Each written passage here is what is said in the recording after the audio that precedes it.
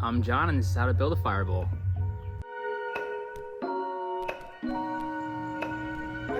Here's a list of materials you're going to need. First, you'll need some cement or concrete. I happen to have this left over from a previous project, so that's what I'm using today. A drill to mix with, this is optional. WD-40. A food warmer canister, and you want to make sure there's a wick. I had to add my own to this one. And some sort of decorative rock. This is the star of the show. You need 2 bowls that fit inside of each other, and they have to be plastic because they have to be able to flex to take the concrete out. And you need a bucket to mix the cement in. This too is optional, but a palm sander will come in handy, so if you have one, I highly suggest using one. If not, no worries. And you'll need some sort of mesh screen. The first step you're going to do is spray the WD-40 inside the bowl, and then you're going to take the bowl that you insert and spray the outside of the bowl, and this is going to help the cement from sticking to it. Next, take your bucket and your concrete or cement, whatever you end up using, and start mixing. But make sure that when you're adding the water, you do a little at a time, that way you don't overfill it. Here I am using the drill setup that I have. It makes it go a lot faster and easier, but don't worry if you don't have this, you can just use a stick or something. Just make sure there's no big dry clumps in it and it's mixed very thoroughly. Next, you pour the mix into the bowl. As you can see, it's not too wet, it's not too dry, and you fill it about halfway. Then you take the other bowl and insert it into the other.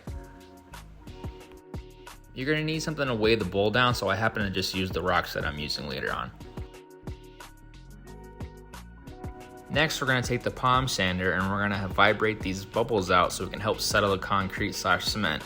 This is going to allow for a better final product. By doing this, you can allow the trapped air bubbles to evacuate and allow it to settle fully. As you can see in this close-up, this sander really vibrates the bowl very well. If you don't have a palm sander, just beat it like this and shake it around very well.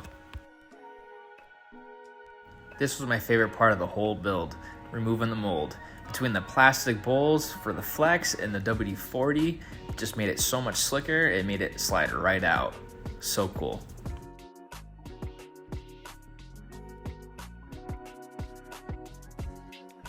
You can use sandpaper to smooth down any rough edges. If I had to redo this over again, I'd probably use just a straight cement because the concrete that I'd used that was left over had a lot of aggregate in it, which is basically pebbles or rocks, so it made it a little rough. But it all depends on also what look you're going for. If you like a more sleek look, go with cement. If you don't really care, you want a rougher look, you can go concrete. Doesn't really matter, it's up to you.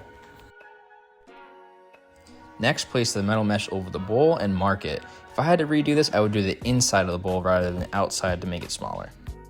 Take some tin snips and cut that out. The whole point of the metal mesh is to support the rocks over the fuel. Now, it's important to note that I'm using a stainless steel metal mesh. I've seen some other videos that are similar to this that are using galvanized, which is a coating that's toxic, so you do not want to burn that and breathe that in. So if you have the capabilities, I would use stainless steel.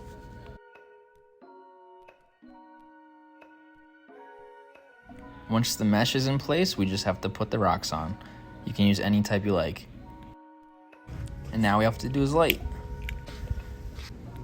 Pro tip, replace the gel that the food warmers come with tiki fluid. It works so much better. Thanks for watching.